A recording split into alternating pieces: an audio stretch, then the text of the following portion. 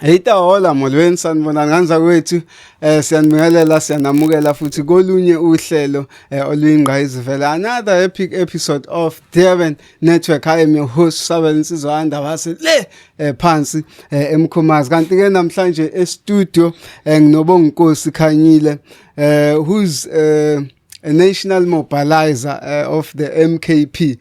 Amanye ama-titles zakhe ke nje uzokutshela ukuthi nani aseke wayenza kodwa ke without wasting any time ake ngimukele e-studio ngani yakwethu asibingelele. Sawubona njani? Siyaphila mfowethu. Hayi ngiyaphila ngiyajabula ukuba labafowethu. Umuntu akabonge nje ithuba lokuthi eze. Yeah. Kuma studios enu. Yeah. Nokwamukeleka nje ekhaya. Yeah. Leli thuba libaleke kakhulu kumina liyenqayizivela. Siyabona ukuthi uhamba no Khanyile omncane la. Yeah, bekade ngiye enkantolo. Yeah. Namhlanje bengiyovela enkantolo ngecase yami le July unrest eselithathe u5 years. Ngase ngithatha kumfana siyekhaya enkandla. Okay. Umfana. Yini bambi iphumo lapho ukuthi sithola into final because I mean 5 years is too long. I think into ebalekile ukunderstand ukuthi yini inhloso ngalamacala. Uma uzobheka uhulumeni into azama ukuyenza ukuthi atarget abantu abathize. Yes. Inhloso akukhona ukuthi kutholakala ijustice. Inhloso ukuthi kugcotshwe umuntu othize. Into ke uhulumeni asebhekene nayo ukuthi bahluleke ukungithola guilty. Yes. Uzokhumbula ukuthi ngathi ngaboshwa ngoAugust. Ngikhumbula kahle ngiqeda ukubhala iphepha lecriminal law eVets. Ngathathwa kuLesihlanu amaHawks engithathe eGoli. Yeah. Eza nami eKZN. Ngazongena eCR. Yes. Swart then ngase ngiya eWestville prison. Ngahlala u3 months. Yeah. Ejele. But beqeda kungithatha mina babegijima beyikhaya eMlazi kosisibamba ucheck ukuthi ayikho impahla entshontshiwe bagijima baya ekhaya emzini kaBaba enkandla bayocheck ukuthi ayikho into entshontshiwe naseGoli abengilande khona babekade bethathe yonke into abayitholile ama laptop nani akutholakalanga ngisho ipeni. Into ke eyenzakalayo ukuthi esigamekweni sokulutha ngoba icala ukulutha nokubulala impahla malicious damage to property, public violence, looting. Ayikho into engihlanganisayo nengilinkayo necala. Yes. Ingakho ke bedlala uJikajo. uJikajo usiza kanjani ke? Uyawusiza ukuthi njengabantu thina abaseqenjini eliphikisayo. Nabamile nje nobabunqamalala uzokwazi abajahi thina kuphela abahlukumezi thina kuphela ngeinkantolo nobabunqamalala nje naye uphansi phezulu na wonke umuntu obonakala esondela kuye no wayekade esondele kusukela emadala Judeni baye bamjaha ngeinkantolo.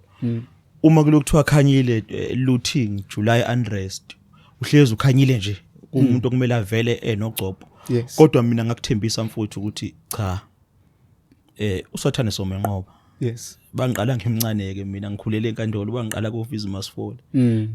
Sabenqoba nabantu nje ade ababeqeshe kumina ngaleso sikhathi. Nabaningi futhi abasaqeshile manje ngibabonga kakhulu ngoba umuntu kunabantu thina sikhulele phambi kwamehla abantu. Inkantolo siyiqale sibancane.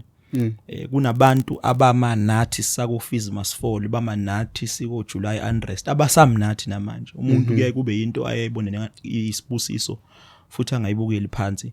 I appreciate her. I can tell you now nale sizoyinqoba. Ungena lapha eWestville siyazi eWestville kunohoshi kunobani benjani impilo lapha awungenanga ngesaluthi.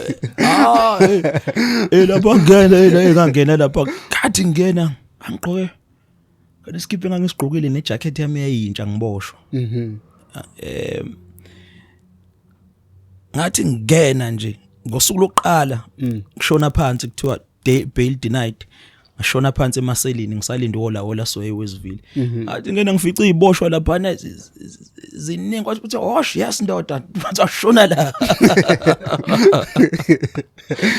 wathi walethana le jacket ngathi ayikahleni bafowethu ayizangifaka ekhoneni ngathi ngagadla kabili kathathu uyabo uthi ushaya isibhakele sodwa kuze zo5 kuwena yo khona ubunye umjida owangiphuca ijacket okuyena owayekade ibandla leli elalingihlukanisa ijacket okuyena oyihamba phambili kwaphela u2 months ngoba ngangena ngoSeptember October November December ngeappearance kaDecember ngivele okokuqala ngimbona sengihamba nezinkabi zami nami engiboshwe nazo oMayupi ngiyafisa bafowethu Mayupi ngiyafisa ngabe social ama ukuthi uzoyibona lento ejele uhlale kahle mfowethu sahlala kamnandi kakhulu nawe esavikelana mfowethu ngamthola sengihamba nelinye social ami kuthiwa Mayupi wangiphuca ijacket ngifika 2 months ngampikitela mina kulo 2 months zehlangana ngathi ya ndoda ngafikisa wena enkambini la ejele okaKhesara kubuyele eKhesara ngeke ngisasho ke ukuthi kwenzakalani ngoba umuntu inhloso akukhona ukuzokhuluma amacala ngoba phela ejele maniboshiwe niphila ngamacala mfowethu there's been a lot of ups and downs with regards to the MK party building up to November elections and stuff. We even saw some trending videos kuliwa kubangwa ama candidates kanti nisebenzisa ngempela iprocedure noma icriteria lapha MKP ukuselect ama candidates. No emkhontweni wesizwe uma ufuna ukuba ikhansela uyaye kubizwe imeeting yomphakathi mase ukhethwa umphakathi kubo yiwona intando nje eningi umphakathi uyayiphakamise uthi sicela ubaba ukhanyile kubo uyena osimele ngoba uyena indoda esibone ngathi ukhathalela umphakathi yendoda esebenza ngokuyikhandla iyona indoda eqotho iyona indoda esicathi ithembekile futhi iqhelene nenkohlakalo kodwa ke njengeqembu elikhulu uzokwazi ukuthi umkhonto uyinhlangano enkulu kakhulu enabantu uyawuthola ukuthi mhlambe kuzofika esicemeni noma egatsheni lomkhonto uthola ukuthi mhlambe bazoba babili noma bazoba bathatha abantu abazophakanyiswa kuma VD okuyayimele mase kuhlangana umhlangano omkhulu wewadi kugcine kukhethwe oyedwa kuyayi kuzoba khona ukuthi kube nezinkulumo mpikiswano kugcine kuwinile lo ozowina ke mase yasupportwa ke inhlangano noma inkulu ngeke nje ucathi makuzokhethwa wangithi uyabona makukhethwa iDA awazi nanokuthi akhethwa phi ngiyezwe kuthiwa vele ubhale iCV ubhale nawe nje ukaqhamuka ukuthi uyimeya kaDA ngoba kho bantu kodwa uma kunabantu kuyaye kumele into yakho ihleleke into nje nabantu abathanda ukuba baningana kuyohlezi kuba nembono ehlukahlukene kodwa kubalekile ukuthi noma imbono ihlukene ekugcineni ugcina uphumile umbono wodwa ozoyisa abantu phambili ayikho into enkulu mhlawumbe ungathi mhlawumbe yenzakele umuntu into nje angayijabulela kakhulu nangayitusa umkhonto uyize umkhulu kangaka so uhulumeni olindile kodwa sikwazile ukukhetha amakhansela akho ngisho umuntu oyedwa obulewe akho ngisho umuntu oyedwa odutshuliwe akho ngisho umuntu oyedwa ogwaziwe akho ngisho umuntu oyedwa ekuthiwa baqhubene ngezibhamu kuyinto nje esiyibonge kakhulu emalungeni ethu siphinde siyibonge nje nasemphakathini wase South Africa ukuthi ngempela kuyasho ukuthi umkhonto uyinhlangano yabantu futhi suhulumeni olindile uyayithi babunqamalala amadlozi angakithi uNkulunkulu bangakithi obaba amakhehla wonke angakithi sibheke phambili abanye abantu baye balebule umkhonto as iqembu elingenamthetho iqembu elingalawuleki whereby nombani uphumela phambili akhulume lokhu akukhuluma akuthini ukuphawula kwakho kuloko uma ungasho njalo mfowethu mina okwami ngawo ukuthi ubani nje okwamuzwa emkhontweni ovela khulume nje Umehluko womkhonto ukuthi umkhonto uyinhlangano edemocratic. Inhlangano enentando yeningi. La khona umuntu ekwazi khona ukubeka imbono yakhe. Ungakwazi ukubeka umbono wakho kodwa umbono wakho akusho ukuthi iwona. Inhlangano inendlela yayo yokuthatha inqumo. Yes. Uma isinqumo sesibekiwe iyayithini into entando yeningi ibizwe ngedemocratic centralism. Ukuthi the decisions of higher structures they bind all lower structures. Nanokuthi even though ama higher structures they have the utmost responsibility of taking decisions, but they must consult to lower structures. So abantu bayabe benembono ehlukahlukene kodwa ekugcineni uma inhlangano isikhulumile wonke umuntu kuye kumele alandele. Inhlangano enentando yeningi kodwa inqumo mesithathiwe wonke umuntu kumele alandele. Mfakakhanyile sike sabona ezinyangeni ezinengaki kukhishwa noma kuxoshwa usomlomo we-MK Party uNhlamulo Ndlela. Bekuyiziphi izizathu mhlawumbe mawunga highlightela umuntu ongazi ezenza ukuthi agcine ephuma eqembini? Uyabona nje mfoka baba njoba ngivakashe ebhilidini lakho ngizokhuluma ipolitiki angizile nami ukuzoyixoshisa. Kunabantu abagunyaziwe ukuthi bakhulume izinto ezikanjalo eqenjini. Uma mina ngingahamba ngiyokhuluma izinto ezikanjalo sengabe sengidla amandla abantu abathile emsebenzi eqenjini okungangixoshisa. Uyayibona lento le kade sikhuluma ngayo manje ukuthi chaos wonke umuntu nombono ufuna ukwenza yona ke asingayenzi mfowethu. Kunabantu nje abagunyaziwe abangakutshela kusuka kuhlala ukuthi okay kwakukanje nakanje njengosomlomo nje weqembu ugunyaziwe ukuthi akhulume into ekanjalo. Mina nje cha angigunyaziwe ngingaxoshwa ekseni kanti iqembu lami ngiyalithanda musu ukungixoshisa mfowethu. Recently we've seen the introduction of uMama uZandile Gumede ku MKP. Ngokubuka kwakho mhlawumbe imapha amagalela azowadlala just to make sure that the MKP grows? uMama uZandile mfowethu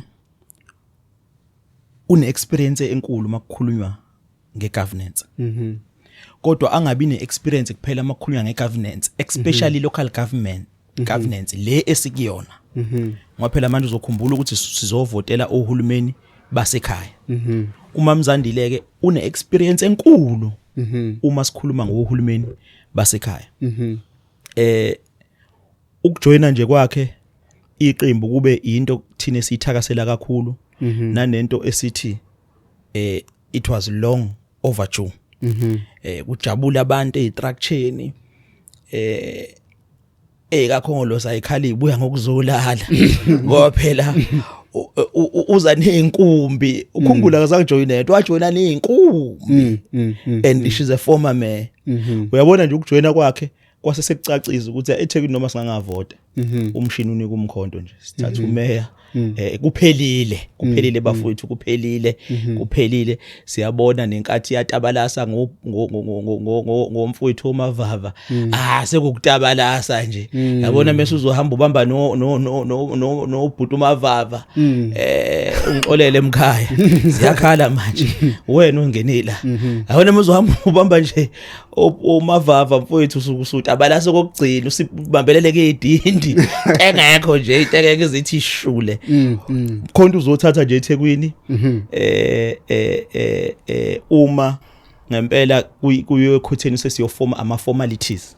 Abantu mfowethu bawuthakasele kakhulu umkhonto, abantu bafuna ushintsho, abantu bafuna idingo nqangi, abantu bakhathele amaVaterkari. Uthi wawazi ukuthi ungahlala eThekwini enkabeni yeTheku kunolwandle kunomfula kunomngeni kunani kodwa uthola ukuthi uphuza ngeVaterkari. Bafuna abantu ushintsho, bakhathele ama potholes, bakhathele ukunyuka kwama rates, bakhathele ubugebengu, bakhathele ukuthi kamasipala kuqashwana ngokuqashwa intombi zosopolitiki, qashwa abangani bosopolitiki, amathenda aphuma ngobungani, bakhathele nje abantu and umkhonto usukhona and abantu bagqishile emkhontweni. Umkhonto unewozawoza ulandelwa izihlwele. Mhlawumbe ungaphendula uthini mfowakakhanyile especially kubantu mhlawumbe abazothi yes umama uZandile Gumede is a good candidate with the numbers owabalulile but umuntu osasenamacala ngemva kwakhe. Ukhumbule mangiqala ngichaza ngecala lami. Uyabona nje lami icala kuthiwa mina ngangitshontsha ama fridge. Awungibuke nje bafu. Ungibuke nje usuke namphansi. Ungibuke nje ukuthi ngempela singangena mina ezitolo ngitshontsha ama blind pack ngithatha ama fridge ngithathe in. Nanithola noma yini ke luthi awucabanga ekuthiwa ngakuvele ngithwala into engangiyimele ngeluthing into engaphinde ngiyimele ukuthi akekho umuntu ongaboshwa eSouth Africa ngaphandle kokuvela enkantolo. Yes sir. Into ababenza kuba bunqamalala ngoba belwa izimpi zepolitiki basebenzisa inkantolo kwakuyinto errong ekumele thina sisukume njengomphakathi siyinqabe ngoba uma bengakwenza kuba bunqamalala le former president siyini thina ngelinye ilanga. Iyona into engangimelene nayo nje kodwa hayi ukuthi ngangiqubula ama fridge kodwa lapha sekukhona indaba zama looting public violence nani ngoba singabantu abakhuluma lepolitiki le ene science phakathi eyayithi akube noshintsho. Ushintsho futhi alivune abantu abaningi okwabantu abampisholo nabantu abangathatha entweni. Umama Zandile abantu abayibamba kudala nayo le politiki kwakhonto ukuthi RET Radical Economic Transformation. Yes sir. Kade ayibamba. Bonke abantu ababebambe leyo politiki ukuthi akushintshe isimo umnotho unakekele abantu bakithi abampisholo kubuye umhlaba kufundwe mahala bonke bahamba inkantolo. Uma kuthi unecala ngempela kagwetshwa ngani yindaba kudlala uJika Joe. So lamacala apolitical kunesihlava esibi esesingenele intando yeningi yase South Africa ukuthi osopolitiki uma behlulwa ipolitiki basebenzisa inkantolo ukuqedela ipolitiki enkantolo.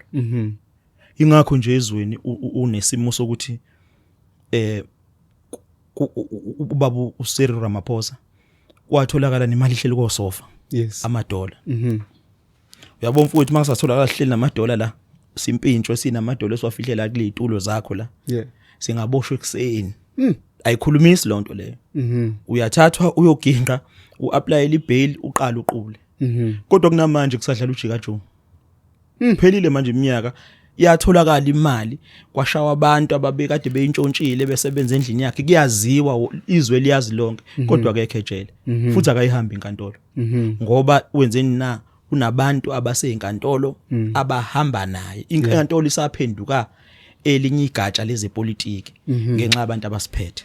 So umama Zandile naye ubanjwe nje into kanjalo ukuthi kusetshenziswa ipolitiki idlalwe ngenkantolo naye egcina ehlenyuka nathi siyehla senyuka into nje. Futhi ngesizathu sokukhulumela abantu abamnyama nanokuthi akubuye umhlaba. Abantu abamnyama abampisholo abanakwe. Akwazi ukuthi ezweni lokhokho nokhokhokhulu sihlale thina emjondolo sihlale thina emalokishini kodwa ukuthi abantu bokufika nabafika ngomkhumbi besuka ku Europe besuka phi bahlale komhlanga bahlale nako Sandton. Thina ezweni lethu lokhokho ezweni lika Shaka lika Yinza lika Sikhukhuni lika Khoshima Mpuru lika Dingani kube yithini ehlupheka kunawo wonke umuntu. Uthi umuye emakhaya ufice khona akho ngisho ikliniki akho ngisho isibhedlela akho ngisho itiyela kodwa izwe lethu okwangempela kodwa uma uye emazweni abo uye eLondon uya eGermany bona bahlala endaweni ezikahle baliphethe labo gelekeqe kwelethu liphethwe yibo thina sikhothama kubo kuyinto leyo ekugcineni okuyomele ishintshe. Uma sekufika isikhathi ingakho nje ngidabuke mina uma ngizwa abantu bethe abaholi osopolitiki bafana ngisho ngithi ukube bayakwazi ukuzivula inhliziyo ngabe nje mina ngomunye umuntu eSouth Africa abantu bonke nonke ngabe nonke niqeshe kumina nikhanyile zihole mangase kuthiwa ziyavulwa inhliziyo nezinto esiyifisayo nezinto esiyimele ngokweqiniso manje ngoba kwipolitiki wonke umuntu uyakhuluma wonke umuntu uvela agqoka iskipa sigcina sesibrushwa ngopende wodwa kube ngathi siyafana sonke kube ngathi sonke ipolitiki esazela kuyona ngoba sifuna imali noma sifunani kanti bakhona abantu abanjengathi ngikhulumele mina kwipolitiki mina ekuholeni abantu nakwipolitiki kumina kuubizo akuyona into engavuka ngayikhetha nje into engikholelwa ukuthi lento ubizo lwami into engithi ngiyedwa ngicabanga ukuthi hey isimo singashintsha kanjani ngempela ezweni lethu singenza kanjani izwe lethu lishintshe kube yinto okhokhokhulu ababefisa ukuthi kube yiyo singaqoqobalwa abantu bokufika saqalwa abelungu kwezamandiya amabhunu amashayina manje sekwaba kufika abasuka khona la eAfrika abasiqoqobela kunomunye ikhansela noma umholi nje weANC oke wa trenda kulesonto edlule nje ethi kuANC sekuzoshaya umoya ngoba abantu ade bekhoza ichaos benza umsindo nokunye sebehambile ba kuMK party thini ukuphawula kwakho kuleyo nkulumo yakhe uyashaya umoya kuANC manje awazi umbona umbalule ehlezi eqabalasha kanti eqabalasa kolesibili nje usha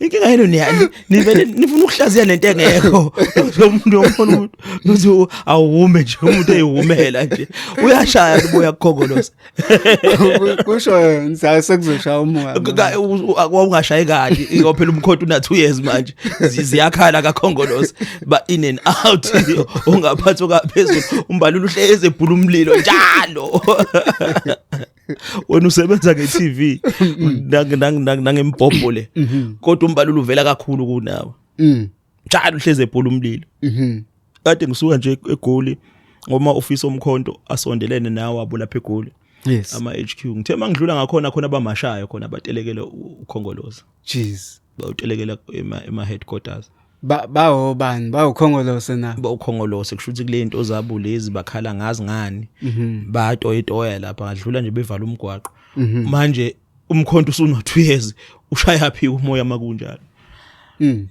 kusayizona idindi lezi zokubambelela amandla ayahamba abantu bafuna ukubambelela ke basho nje izinto ninga abantu bavele bakhulume nje ubonzi nalo uyayidlalela kade kukhuluma umunye engimbonela emafonini umfowethu uthanda uxolo ethi bazowina eyangihlekanga kanje ngithi ngoba lenkunzi ihlala embumbulu lana ayiwuza umoya uthi sesowina ke manje ngithi we babe wanda umsebenzi imali ingekho yini mhlambe Khanyile ekungathi mangase abantu banithembe ngoNovember in numbers engayenza ehlukile kunaloko esikubona mfowethu umkhonto uzobuyisa ithemba kubantu uzokwenza yonke into abantu abakhala ngayo yonke into khumbula amakhansela ethu asuka ebantwini thina sivele sithatha umuntu mhlambe sithathe ngoba uzalo umambani noma uzalo ubabani bese siyakufaka sikwenza ikhansela sithi uma ku ward 85 eMlazi ukuthi ene kunama potholes khona faka ama potholes uma modlula ngasogwini kufunda khona izingane zishayiswa izimoto ngoba wekha ama hams abhaliwe ukuthi izingane imoto ingapite faka ama hams uma kunama drainage sewage ukuthi makuna imvula sekuhamba amanzi ngaphezulu lungisa ama drainage sewage uma kuneyinkinga zokuthi emakliniki emaphilisi awekho kahle khuluma no provincial government xhumana no national government ulandelela udaba la khona kube khona imishanguzo edingakalayo emakliniki amahholo omphakathi awabe sesimeni ezokuphepha ama forum azobamba ezokuphepha wabuye emphakathini iport ayivuselelwe izingane ayisuke edakamizweni ayibuyele so umkhonto uzokwenza izinto ezifunwa abantu ngoba esikhathini lesedlule into evele yenzeka osopolitiki bavele baqhele ebantwini yes baba busy nezinto zabo bashiya abantu ngemuva kodwa abantu bebekwe abantu ekhundleni lezi abakuzona so sithi ipolitiki ayisize umuntu omnyama ayephambili ilokho nje mfowethu kuphela umkhonto oyimisele ngakho Let us zoom into the GNU, the Government of National Unity. There was a lot of hype around it, that things were going to get better as they introduced themselves into office, for which very few things have changed. Ngokubuka kwakho, ikuphi la benyathela khona wrong? I-GNU ayikhandelwe ukuthi kusizwe abantu. I-GNU ikhandelwe ukuthi kuqhoqhobalwe ikhundla abantu abathize. Yes.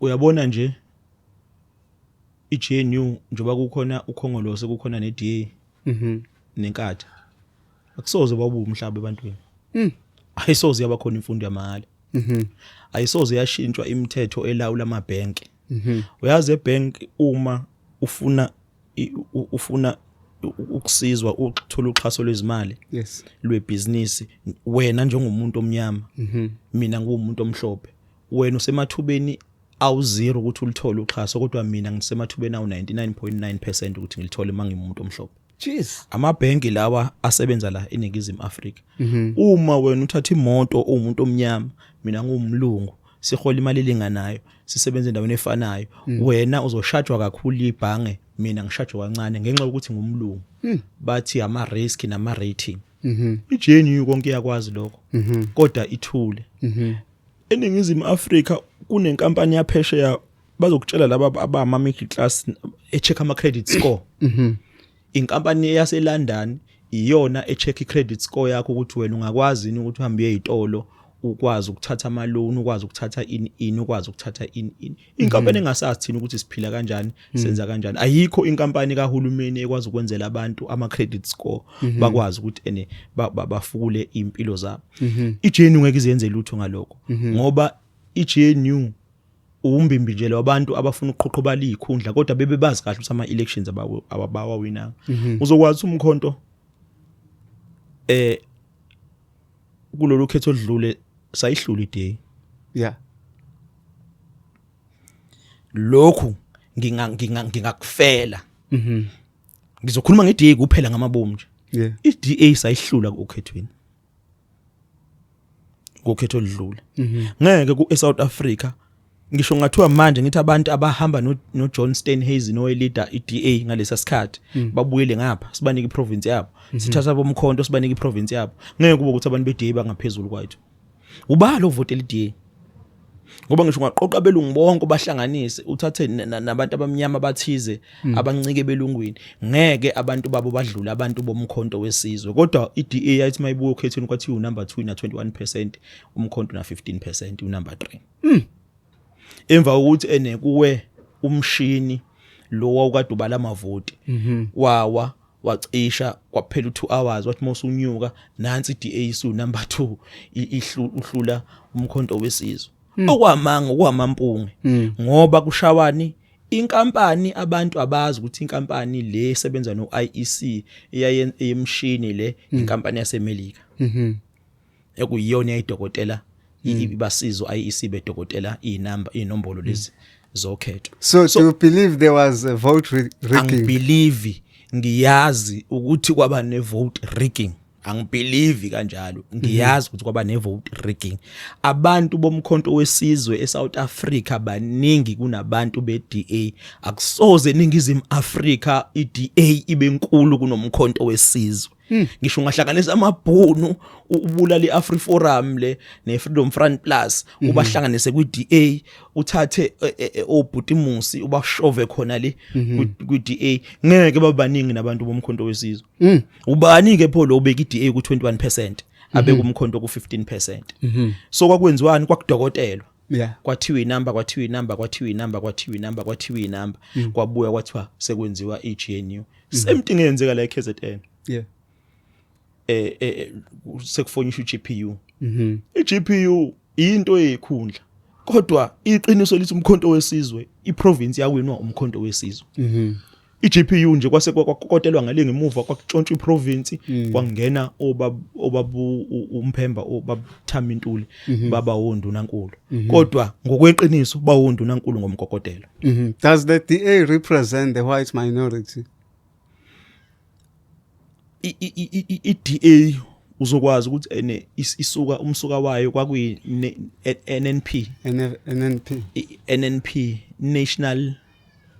National Party angithi kwase kuba iNew National Party kwaqala kwa NP kwe National Party leyo ntamo olukhuni kwa iNew National Party yalokhu ishintsha ke yabo Verwoerd Hendrik yabo Botha kanjalo PW Botha John Foster untamo olukhuni nje bonke so impande zeDA imiqathango yakho ekumele ukwenza kwayo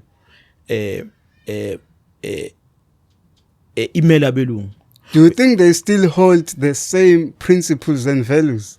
Yibe shintshe iprinciple kuDA. Ucathi iDA ifuna kubuya umhlaba? Ifuna nithatha umhlaba lo oqoqobelwa abelungu nobuyise ebantwini. iDA iyafuna ukuthi abantu kuthuthukiswa abantu abamnyama silingane khona nawe ngelilanga uzokwazi ukuthi uthoze nesisebenzi somlungu. Ayikufuni lokho. iDA okwayo ukuthi igade idingo nqangi zabelungu nina inigcine nilapha akakushintshi lokho ukubona nabantu abayijoyinayo ukuthi kumele ngathi nawe uzenza umlungwana ukuze wena nje ngeke nje wena ube iDA wena ngisho ungazama ngeke uhlala isikhathi eside ngeke ngilast uzoyihambela wena isingisi sakho kuyasibona asifithi lapha kunezinye isingisi lapha nokwenza nje yabo noma umfanyana kumele uhlale ngendlela ethize nje ungaveli ube impisi nje yabo iDA nabantu bayo kodwa kumele ngesingisi kumele ube ne English mannerism white attitude white assimilation white sensibilities white consciousness then you can be a member of DA. If you think you are going to be yourself in DA when you won't survive. Akusurvive. Hayi uzohamba uinterview nje ubuhlezi uhamba uinterview ukuthi abawahamba amakwelekwele interview abantu abathakamba amakwelekwele uxoshwe ekseni ngoba lamakwelekwele asebenzela bona belungu labo beDA ekukhanyile isiphi mhlawumbe inhlangano eningaka coalition naso makuthiwa nje kuyenzeka lo mbuzo futhi ngizowushiya ngoba usase ngaphakathi eqenjini wezinye izinto abaholi abasiphethe abayihlengahlengisa mkhumbula ukuthi la umuntu kuzokhuluma nje nabantu ezweni akubona ukuthi nami ngizoyixoshisa zolo ngikhalima nje ukuthi Musa ufuna ngishiye iqembu lami ngombukiso wakho ungibuza imibuzo that one is very open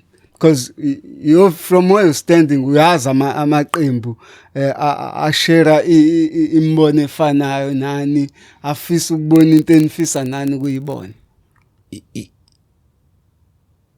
i-organization i-living organism ungabothi amaqembu amile nje anje amaqembu aya evolve ayashintsha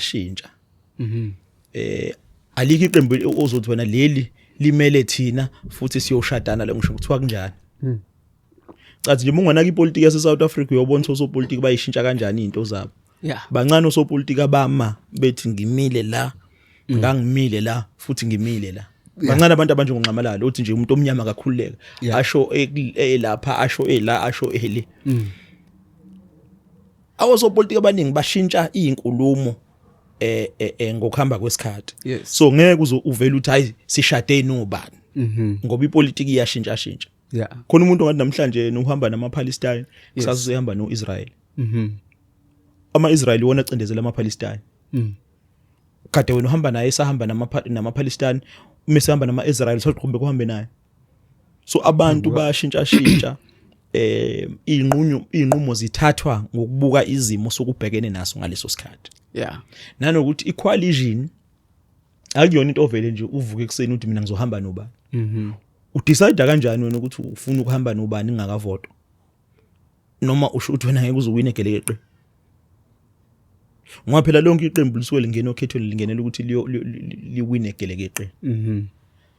Elinjengomkhonto wesizwe kakhulu ke thina sisuke singasho nje ngomlomo asifani nothando uxolo kuvela uvuka ukuthi sizokwinithe cabanga umuntu wedwa phambili ungabuzo umuntu sizoluwinithe kodwa azi kahle unembeza yakho ukuthi nasendlini ingane ziyathi ukuthi wenza ubaba madoda. But we've seen recently ANC kade launcha election campaign yayo, you know, ama leaders akhona, I mean bakusho nje boldly omabuya kakhulu nabanye ukuthi cha iTheku bazolithatha bazolwina ukhetho. Kusho ukuthini ukuthi bakusho boldly uthini? Kuchaza ukuthi kushuthi bazithemba ukuthi bazowina. Awu kusho ukuthini ukuyithemba? Khona kushuthi abakulungisile mhlawumbe la kade behamba khona wrong sebelungisile. Mfowethu abantu bakhathele okhongoloza. Akukhona ukuthi mhlambe bahamba ilo ukulala kwakhe kuzwakala. Okay. Abantu bakhathele okhongoloza. Yeah. Ayikho into engenziwe okhongoloza. Uyazi ngisho ngathiwa uvusa ubaba uTata uMandela. Yeah. Umfake emabhodini. Abantu ngeke bavotele okhongoloza. Utata ke ngqo. Futhi mina ngiyakholwa mangase uyamvusa manje sekavela bomkhonto athi kunjesu wena.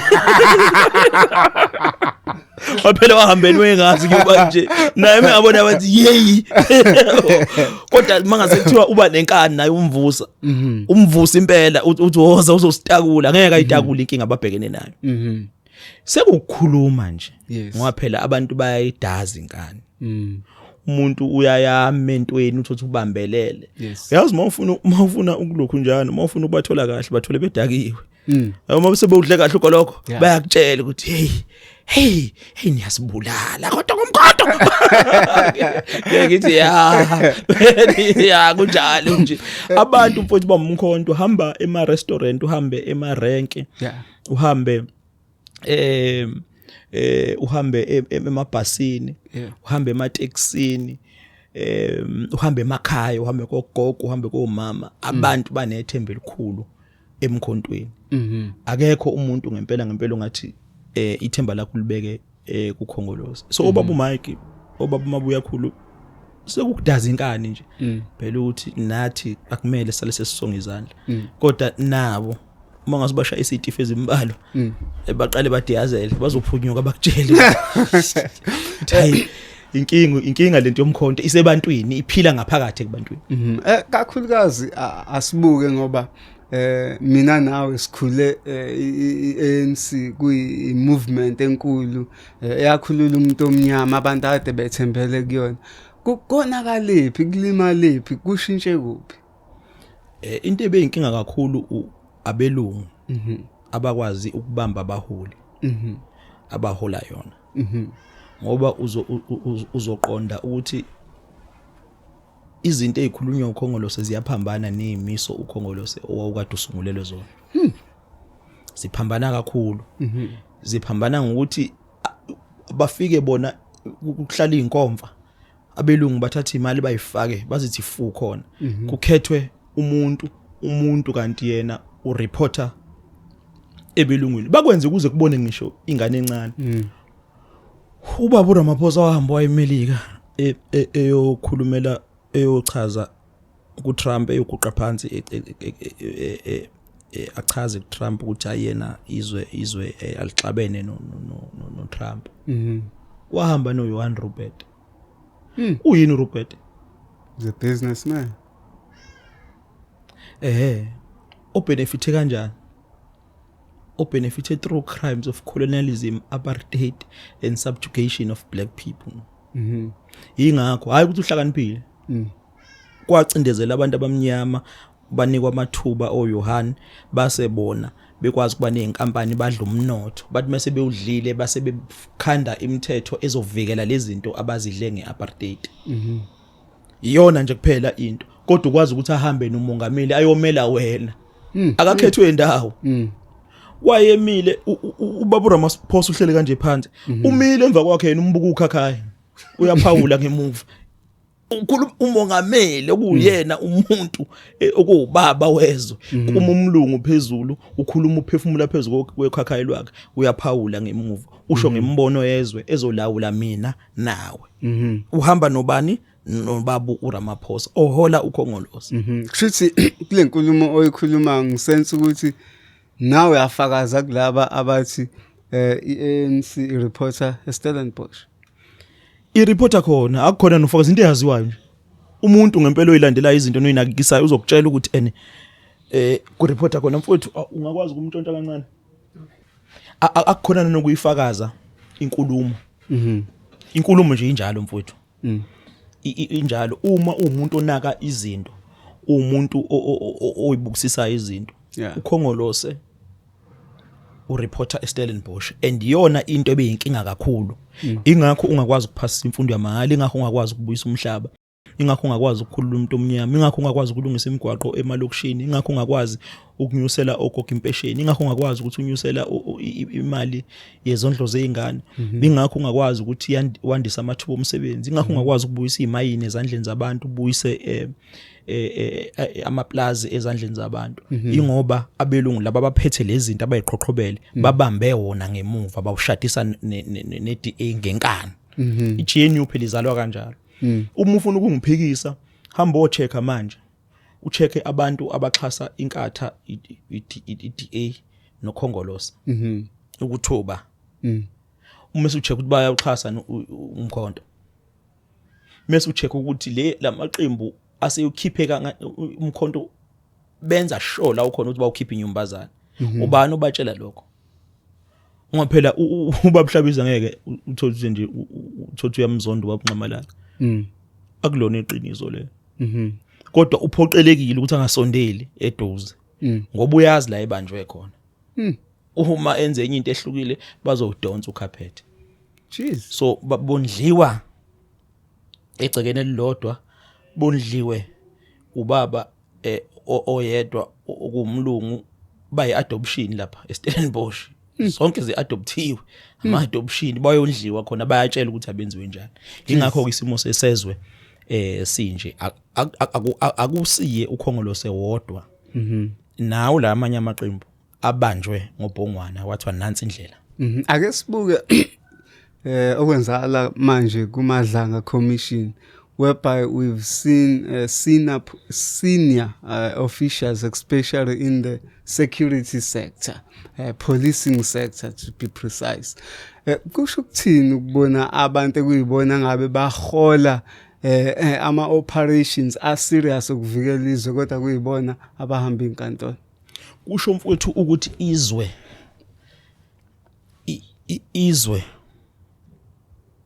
lidinga ukuqalwa phansi. Izwe nje mfowethu uma kuthiwa sihamba ngendlela esihamba ngayo njengezwe uthenezi mkhulu singaphendukile iZimbabwe noma sibe worse than iZimbabwe. Jeez. Ngoba kune cancer idla yonke into.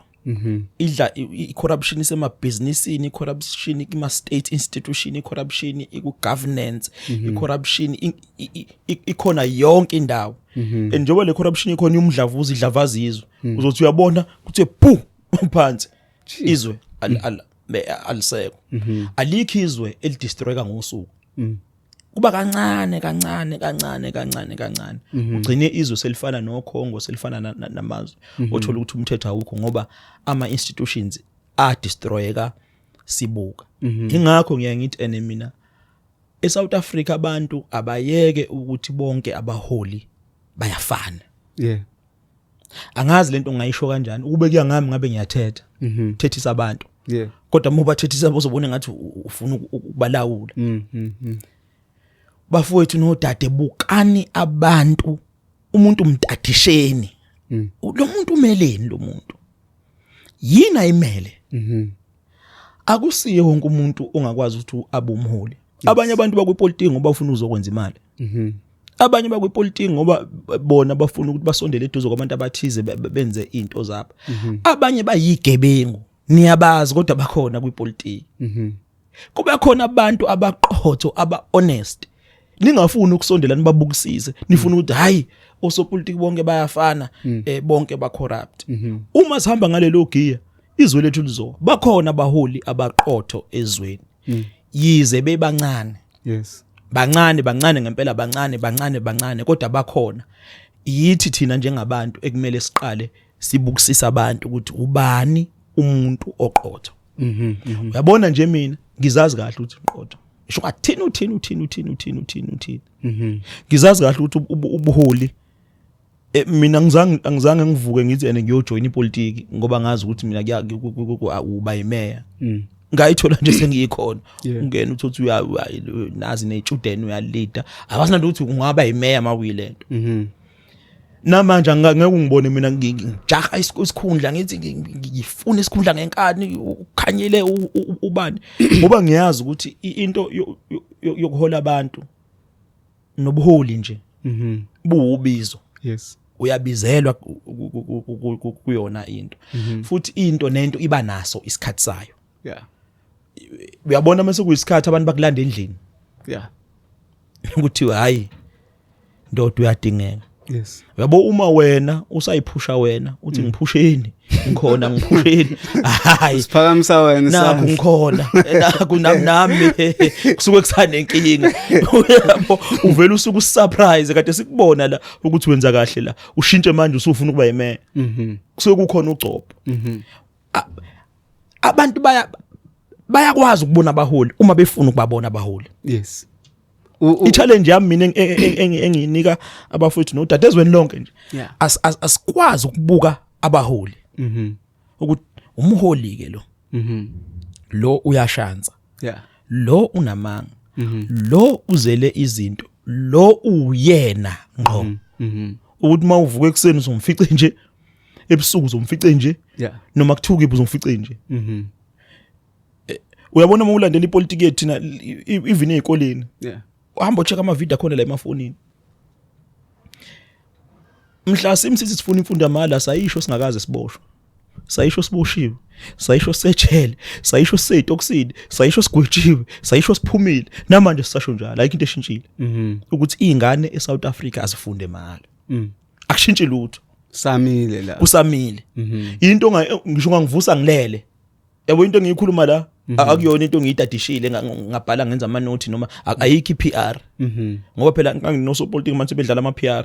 Yabo lento PR uyayibona lento kuthiwa ungadli la ungakhulumi nalo oka kanje ima kanje lula amahlombe bawuma mawukhuluma ungazishi into eziningi icasha shutha kanjalo uposte ka u4 yabo.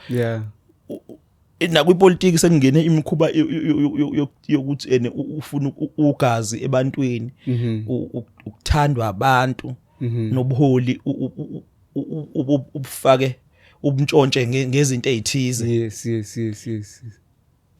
Okuyinto leyo okuyiyona ephinde ixove futhi abantu bone ngathi abaholi nje buye kuxovane kuthatha umuntu oyiPR ekuthiwa umholi. Yes. Kanti umholi uba umholi ulele umholi uvuka umholi ebusuku umholi emini umholi intambama umholi ugeza umholi udla umholi useteksini noma ushayela imoto yakho ngoba umele iqiniso into ephila ngaphakathi kuwo. Abantu bayakwazi ukuyibona le nto ukuthi abantu abafuni ukuyinika isikhathi ukuthi hayi bayafana. Usungafanisa mina nomusi mina njengoba ngiqonde kanje nje ngiqonde nje kanje ngithethwe usungangifanisa yabo kodwa abantu bayakwenza lokho hayi kupendwe ngebrush elilodwa. So uma abantu bakithi bengakwazi ukubona abaholi babukisise kahle izwe sikwazi ukulawula lapho sikwazi ukulishintsha ngoba bakhona abantu abayimisele ngokuthi basebenze nabantu ukushintsha izwe kodwa bakhona futhi abantu abaseyikhundleni ngokuthi bafeze inhloso zabo. Inkinga ibona abavele banyuke kakhulu la bangazi kwenziwa yini noma usathana noma yini labo kuyibona bakananhloso ngempela kuvele banyuke kakhulu. Uyabona nje ungasho ukuthi eSouth Africa kwangakhishwa ubabunqamala la ngene ubabusirili yenzeka kanjani lonto yenzeke ngempela abantu bebuka ngempela yenzeke. UCyril uyaziwa ukhule adoption yabelungu unemfundiso nezimiso zabelungu akamkhathalele umuntu omnyama kukhishwe umuntu omele zonke idingo nqangi zabantu abamnyama umuntu omnyama okholelwayo ukuthi kumele kushintshwe impilo zabantu abamnyama akhishwe ngomuntu othi mawumbuka ubone ukuthi naye ukwayibuka isibuko naye solo ukuthi kodwa ngazalelwana ngabo umuntu omnyama jeez aphathe ngempela izwe abantu bekhona ezweni kungenzeki lutho so sinenkinga nje kanjalo kodwa engiyaye ngithi mina ngoba we are prisoners of hope nginalo ithemba ukuthi abantu bazowavula amehlo benze into ekumele bayenze and mhla bayenza into uyobona izinto ziyoshintsha your view on the president of Inkatha Freedom Party who's also a minister of culture ubabuhlabisa ubabuhlabisa ubabengimhlonipha kakhulu awavelungile ubabuhlabisa kodwa kulungene kwakhe akanawo umsoco enkatheni ziyamhlula icathulo zababushenge zimhlula ngempela zimhlula nje uyafeyila nje uyafeyila icabanga ufeyila angizoyazi babuhlabiso kade uthisha omkhulu esafundisa esikoleni uright uthisha omkhulu uyambona ngisho ehleli nje hayi uclean bandla uclean bandla ugqoka kahle ushintsha ngisho othayi kodwa hayi la indimeni kwezepolitiki amgeja amatayisi amgeja kanamsoco nje ayiphili lento kuye ukhona nje bandla yena futhi hayi uright uyahlonipha ulungile kodwa hayi yini angenayo ipolitiki noma lento kuhola nje nokuhola abantu uyabizelwa kulo hayi akanawo umsoco zinkulu icathulo zomntwana ukuthi ngeke akwazi ukuyilinganisa ingakho nabo laba bangaphakathi bemzungeza nje enkathini befuna ukudla umshini wakhe angithi bafuna ukudla amahlandla akhe manje the new elected DA the federal leader uGordon Hill angeke ngimkhombe ngisho lo muntu ngisho ngabeka ifoni la ke ngiyakumazi nokumazi lo muntu akunambono ngayakumazi umuntu ongekho ke loyo ngacabanga mingaziwa yimina ngikhona kupolitiki kusho ukuthi umuntu ongekho nje mina ngazi ugogelene ngazi ugogelene ngangefuna ukubuya eGoli lapha khona ngishintsha sangalenza lapha hayi bobo bonke gogo abalahlile labezweni ungafike ube waba yini mayor eCape Town waya ngidunankulu angithi awe prime waphatha iqembu wa yini wa federal chair eqimbini usuke ku federal chair ubuye ufuna ukuzoba usodolopha waseGoli uyayibona ukuthi usuke uya downgrade nanokuthi usuke umuntu onjani khona umuntu ongakwazi ukuphila ngaphandle kwesikhundla upower hungry akakwazi ukuphila athi senganele unikwe yonke into akekho phela ugogelena into anganikwanga kuyona kude kodwa usebuyelele phansi ujaha le phansi bathi uzo resurrect phela into eseyiwile igoli liwile phela wakwa eCape Town yeah ungithi uyazi ukuthi kunjani eCape Town ushuthi ufuna igoli libe eCape Town uyazi koGoogle lethu uyazi kuba kobani uhambe nje ubuke nje eCape Town ngoba phela into eyenziwa ogogo Helen bafike bafika bona banake yabona nje mangithe uphethe la eThekwini ngafike anaka umhlanga neWestville hayi ke khona injalo kuhlezi kune traffic kuhlezi kwakhiwa yabona kuhleli khona bona kuhlezi kwakhiwa ngeke abangene eMlazi abangene eChesterville abangene eMayville abangeni naseCape Town babenza lonto kumanje eCape Town banohlelo lokufuna ukwakha udonga umuntu ongazi mhlawumbe ongakazi abone bafuna ukwenza into yokuthi mhlambe uvele ufaka udonga yabo moya ngasePhava ubuyele iPhava ubuyele neWestville ubiye uvale abantu abangapha eMayville neChesterville babe bodwa uphinde uyobiya ngasemhlanga uma uphuma edolobheni singangeni ngale kube negate la ungena khona uthi uyapi ungene uphume uma uqeda uyosebenza uvule lwisanga untambama uhambe phinde ubungene kuhlale bona bafuna ukwenza njalo ilodwa ngolapha eMiddle East kaIsrael between bafuna ukuzolifaka bona ke lapho bese beninyeka ngapha so mawuthi uzovusa engavusana yini ayivusayo so ukholela ukuthi uzonaka kakhulu indawo zabantu beba ungeka wine vele so ngeke azayinake ngoba ngeke awina sebaphela abantu abamnyama abadidekile ababevele bavotela abelungu nje ngiyayibuke nama campaign awenzayo ngisho ngithi yazi abelungu abakhohliwe sididekile ungavele uhambe ubhuda kulokhu njana kwiportal. Yes, I've seen that. Uya campaigna njalo mfethu uyasichaphaza uvela ubhude nje kulokhu njana kwiportal bese uyakhuluma kushuthe ku madam bese yabo for sure ugeza i-hour mayibuye endlini kade ingene kulamanzi lawo bese yageza ahlaleke sekumele thina sasambe siyovota abasekho abantu abanjalo akuyona le PR obukhuluma ngayo ngathi izona le nkampani lezi ezithi zizokwakhela ugazi ebantwini kumele kuloku mhlambe khanyile ake ngibuze mfowethu kunento ekhona amongst abantu abamnyama njengoba kuzovotwa mhlambe with the failure ANC edizimali kangaka banaliyanto ukuthi sifuna ukuvotela abantu sifuna kuphase abantu abamhlophe ngoba banenkolelo yokuthi ngesikhathi kuphethe abantu abamhlophe kwakungcono ngokomnotho kwakungcono ngokwemisebenzi. Mhlambe ungathini kulo ngoba kuyinto ejwayelekile ku social media abantu bahlezi besho into efanayo ukuthi izwe alibuyele kubelungu. Hayi bafunga abakhulumeli abantu udlala ngaba abantu bahlukene phakathi. Yabo musuthi ukuhlezi kushiwo kanjalo. Yes sengisho ufuna ukuphusha la usebenzisa la ngoba lento ibukwa abantu. No sengisho ukuthi uphendule for laba abasho kanjalo ubeke i-comment abayidlanzana bakhona vele abantu abayidlanzana okumsebenzi wethu thina njengabantu ukuthi sibakhanyisele ngoba nibayikhuluma izinto zingabi nawo umlando ikephi khona la kwakuphethe khona abantu abamhlophe izinto zi right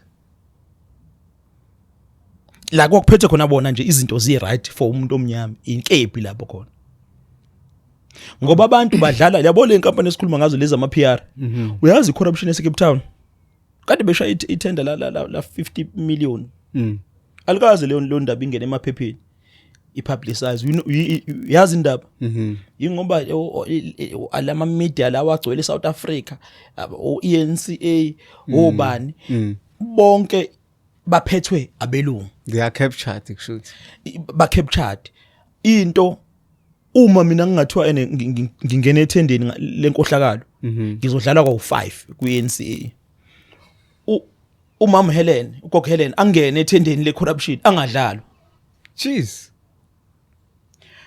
inkohlakalo ese Cape Town ekhona manje ikhona ukuthi ayikho ikhona iyavela kodwa bayidlala ku TV une stage esonwa umuntu umlungu iNCA ebukwa izolonke si-ownwa umuntu lo muntu uyadecide ukuthi nezodlala la yini ngeke izidlale la kugcina ebantwini behlezi bevela abelungu angithi uyabona abantu abayenkantolo abantu abamnyama abantu aba corrupt abantu abamnyama lento idlalwa njalo kumabona kude umabona kude unezinto ezimbili unikeza i-information ukuthi kwenzakalani uphinde uhlele indlela ocabanga ngayo so indlela le yabantu abathi uma kuphetha abelungu ku right indlela ehleliwe ehlelwa izona zonke le inkampani lezi ama PR ile zinto lezi zamaphepha ile zinto zama TV okuphethwe ibona abelungu ngemuva abelungu mfowethu ba corrupt ngendlela ongakazi uyibona uma ngisho njalo kunomuntu ozothi mina ngizonda abelungu mangisho njalo uyazi mfowethu abelungu abafundile abelungu abelungu nje abaye esikoleni kodwa umuye enkampanini ezinkulu zonke inkampani ongayibala ezinkulu ziphethwe ibona ngoba uzovela ayikababa ekabani mawuhlehla ngemuva ukuthi le nkampani ubaba wayethole kanjani ubaba wayo kade ezwana no John Foster kwangena kanje kwangena waphatha imayini kanjalo into yabo nje i-corruption from the beginning businessini i-corruption yabivumelekile ingane yakho ikhipha nje ka grade 10 azoyifaka lama plaza bawaphethe ingane yakhe ithi yenza ugrade 7 yona eniphethe kodwa mina ngine degree ye-agriculture ngoba ayibona badla umhlaba bewuntshontsha ebelungwini bewuntshontsha ebantwini abamnyama uhulumeni wabo abanikeza umhlaba usekwazi uthatha ingane yakhe le iphathe mina ngibe ngifundile ezweni lokho kukhulu. But we've seen ama farmer amaningi under abantu abamnyama efaila while esaphethwe abelungu they were able to sustain themselves. Yazi bakushaya kanjani uma wena mfowethu uzofika uvula ifarm angithi banenhlangano zabo banento ekuthiwa i-distribution ne-supply. Yeah. Yabo mina mangumlungu ngisebenza nabo. Yeah. Wena umuntu omnyama ulithatha ifarm. Bazokujaha bakujahe kuma WhatsApp group abo. Ngeke wena udeliver uShoprite.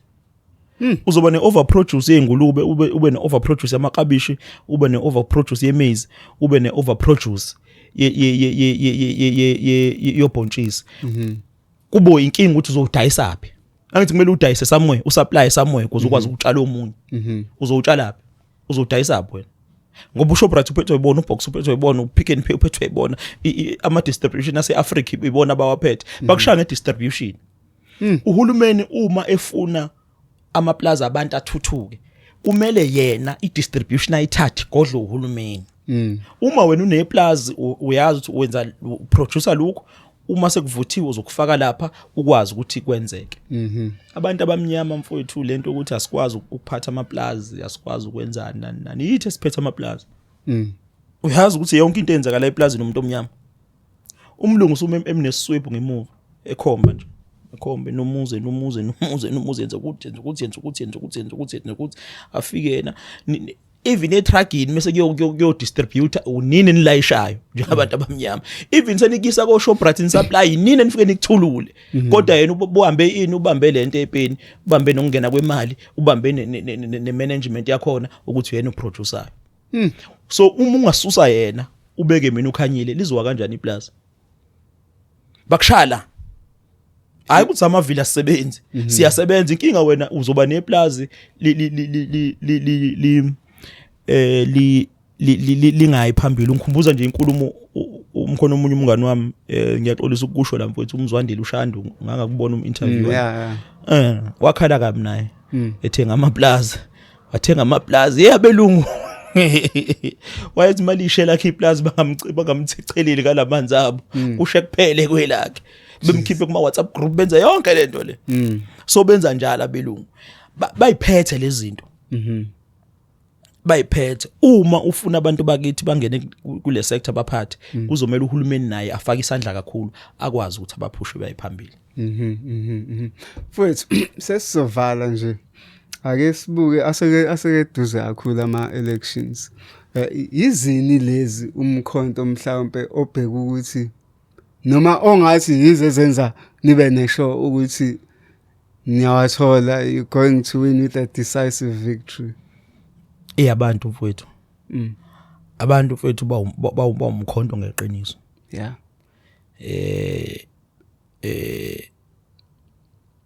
Uyazi yaqala uzokwazi mina ukuthi ngibe emaqemjini ahlukahlukene. Yeah. Uthanda ukuba nembono yakho kwamba uxoshwa nomngane ke yabo sonke sikhula kanjalo. Ngiyaqala kumina ukuthi ngibe ku-organization la khona abantu bethi asibizwa siyayizela. Bayizele ngempela. Abantu bayithengela izikipa. Abantu bayigcwalisela istadium.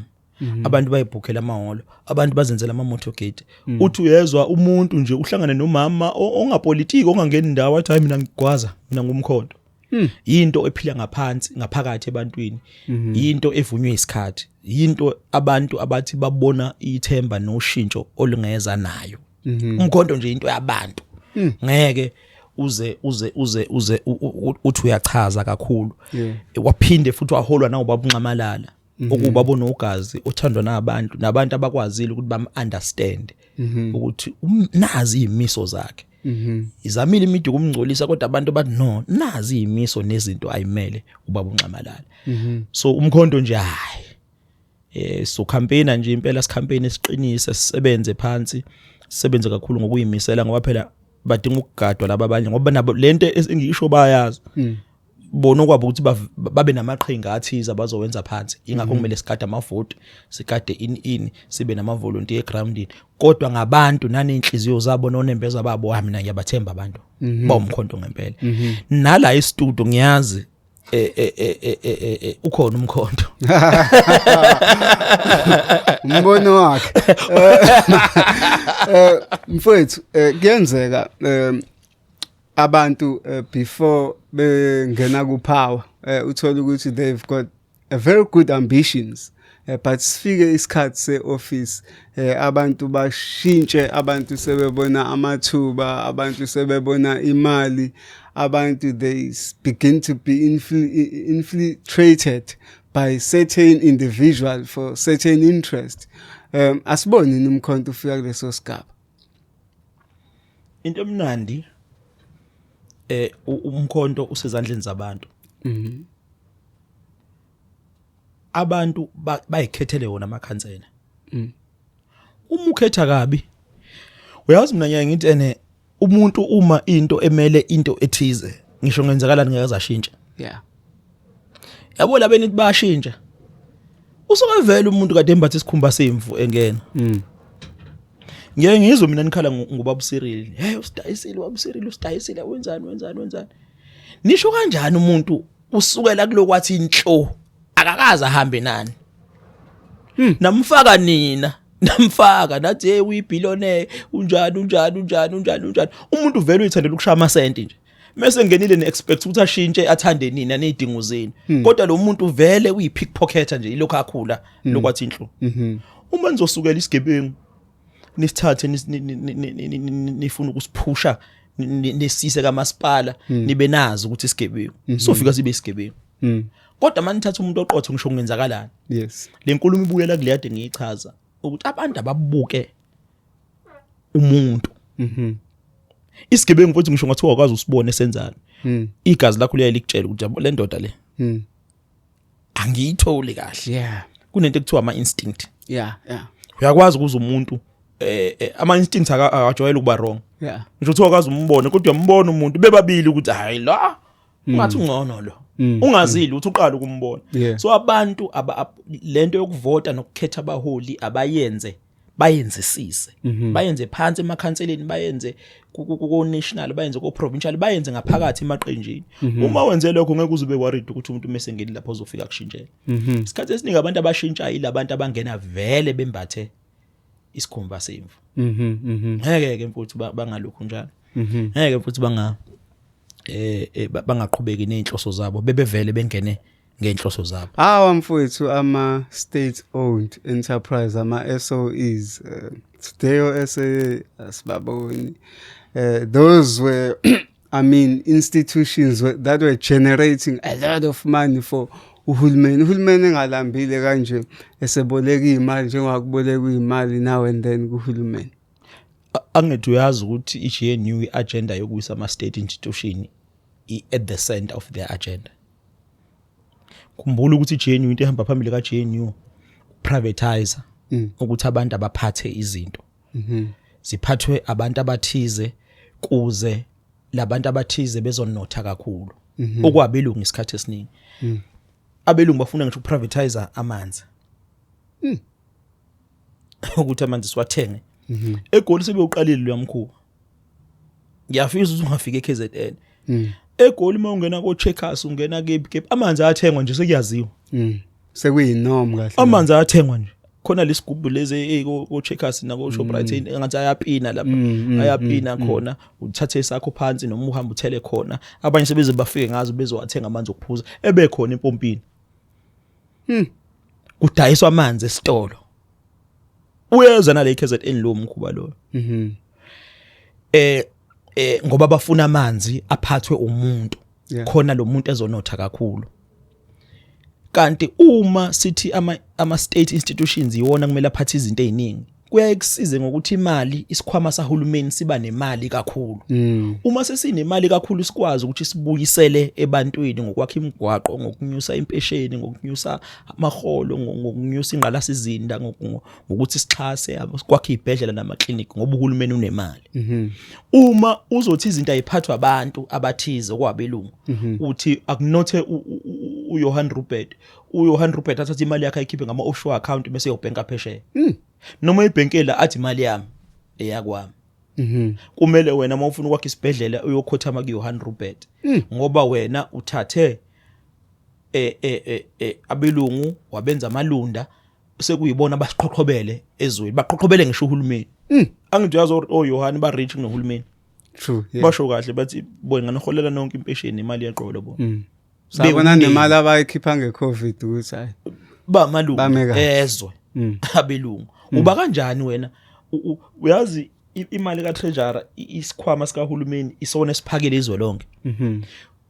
Yazi ngokwami nje mina Nkosi yami mina nje ngokwami kumele ngabe kuyicala ukuthi ube umuntu mase wena uba isigwili ngaphezulu kwezwe. Akumele ngabe kuvumelekile. Kumele kufake imali ecut off ukuthi awukwazi ukuba nemali ngaphezulu kwezwe. Uzoyenzani imali ngaphezulu kwezwe? Ngoba phela izwe imali yezwe igada abantu bonke. Yes. Umuntu onjani uzoba nemali ngaphezulu kwemali yezwe yena avunyelwe nje. Umuntu uyamlandela lo muntu ene okhokho bakhe nobani bani basuka eEurope basuka Cape kodwa yena ugulike ngaphezulu kwezwe. Izona zonke izinto lezo masikhuluma ipolitiki ejulile engazi ukuthi lesekuyile science ejule kakhulu ipolitiki sesiyikhuluma engabashiya abaningi. Ezinye zezinto makuhamba isikhathi eziyodinga silungiswe. Yes. Ukuthi awukwazi ukuba ugwilike ungagwilika uma usebenza uwenza kahle ube yilunda nje likazwe lonke ube nakho konke kodwa ungagwiliki ngaphezulu kwezwe lakho. Kuye kumele kuthiwa ndoda sekwanele okungaphezulu kwalokho sokumhobholo. Ngani yakwethu sibonga kakhulu ngesikhathi sakho mhlawumbe abafisa ukuxhumana nawe ukuthola enkundleni ngatholakala. Ngiyatholakala mfowethu ubonke usikhanyile ku Facebook ukhanyile BG ku Twitter bonke usikhanyile ku TikTok noma ukhanyile kodwa uzongibona nje. Ungibona nje Amazo okuvala uzongibona nje.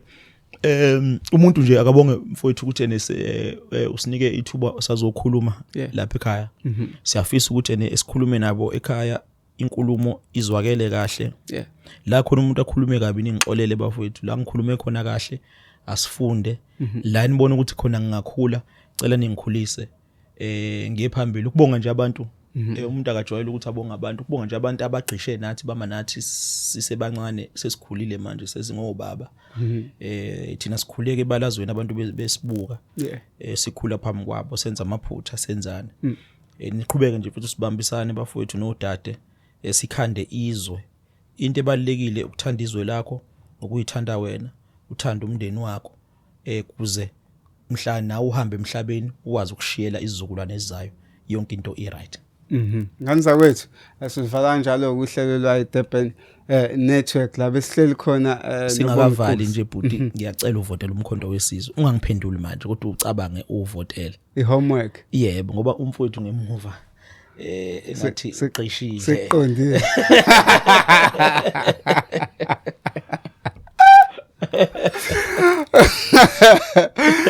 Bafethu sobe sinibona abake babonani baphinde babona kwaza mkhondo.